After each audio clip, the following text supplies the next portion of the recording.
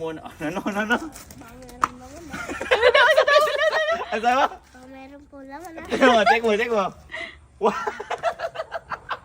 Hindi, ng mga bata kami. Alam ba kung paano nagkakalaman yan? Ano po? Pag nagkakalaman yan, kapag natulog ka, tapos pag-iising mo meron na. Alam mo ba yan? Apo.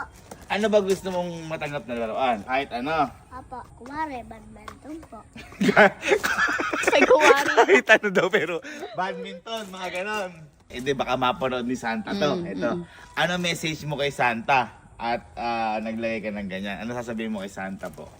Ang gusto ko sabihin kay Santa, Santa, pag dumaan po kayo, ibigay niyo po yung badminton ko po dito. Sabi mo kahit na ano laruan. Ay, yung kahit ano po yung laruan. Okay. Pag dumaan, saan mo dumadaan si Santa?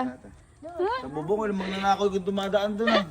Sa, hindi sa langit. Sa langit, paano makakadaan sa langit yun? Di meron siyang alaga. Anong ilaga niya?